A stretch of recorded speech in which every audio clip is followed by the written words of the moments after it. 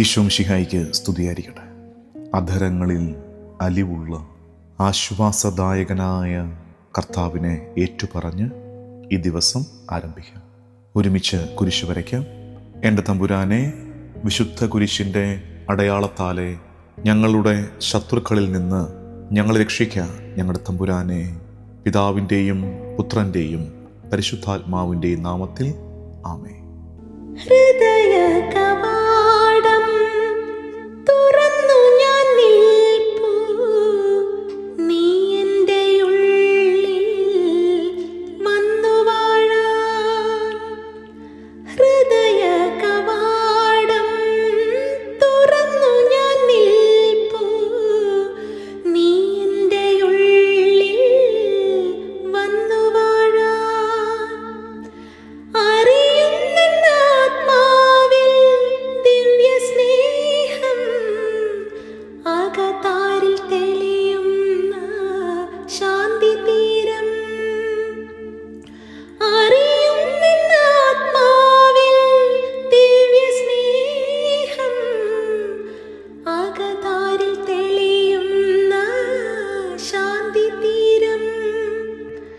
അധരങ്ങളിൽ അലിയും അലിവുള്ളവൻ, ആശ്വാസദായകൻ ദൈവം. ഹൃദയങ്ങളിൽ വാഴും അഖിലേശ്വരൻ, മുറിവിൽ തലോടുന്ന സ്നേഹം.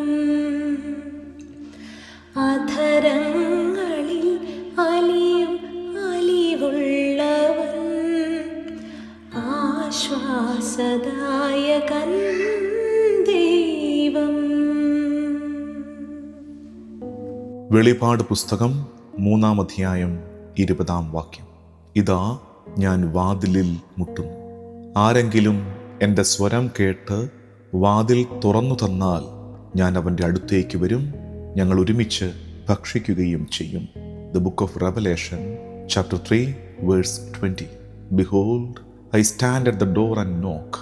If anyone hears my voice and opens the door, I will come in to him and eat with him and he with me.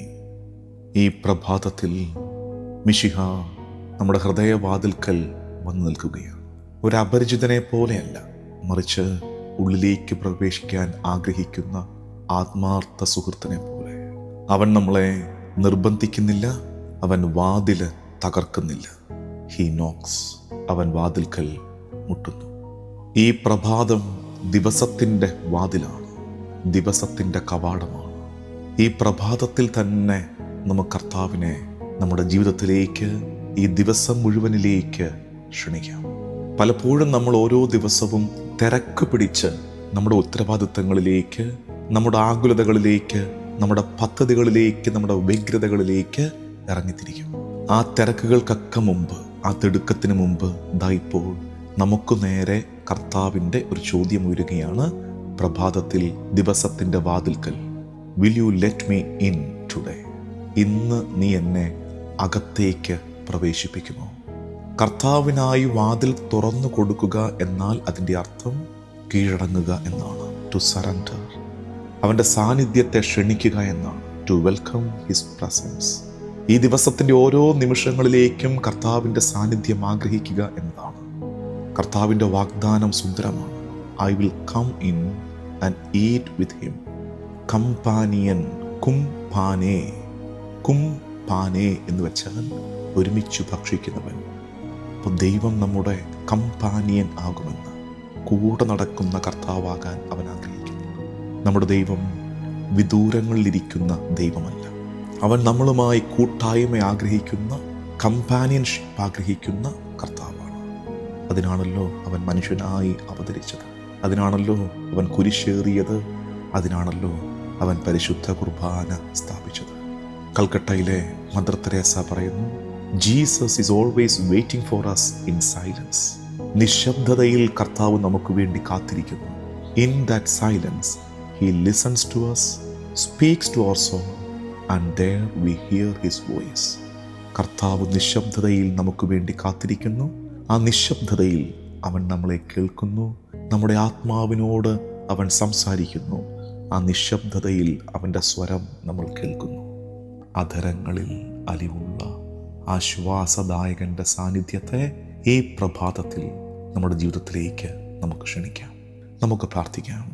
ഞങ്ങളുടെ കർത്താവും ദൈവവുമായ ഈശോ മിശിഹായേ, ഞങ്ങളുടെ ഹൃദയവാതിൽക്കൽ വന്ന് കാത്തു നിൽക്കുന്ന സ്നേഹനിധിയായ തമ്പുരാനെ, ഞാൻ ഈ ദിവസം ഈ നിമിഷം ആരംഭിക്കുമ്പോൾ ഞാനൊരു വാക്ക് സംസാരിക്കുന്നതിന് മുമ്പ്, ഒരു കാര്യം ചെയ്യുന്നതിന് മുമ്പ്, ഒരു തീരുമാനമെടുക്കുന്നതിന് മുമ്പ് എൻ്റെ ഹൃദയത്തെ നിനക്കായി തുറന്നു വയ്ക്കുന്നു.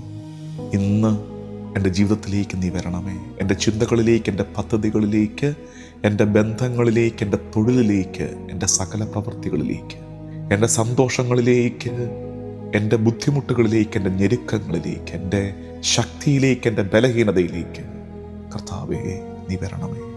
പുറത്തു നിൽക്കരുതേ, അകത്തു വരണമേ, കൂടെ നടക്കണമേ. ഈ ദിവസത്തിൻ്റെ എല്ലാ വ്യാപാരങ്ങളെയും ഈശോയ്ക്ക് വിട്ടുകൊടുത്ത് ദിവസത്തിൻ്റെ ആശീർവാദം സ്വീകരിക്കാം.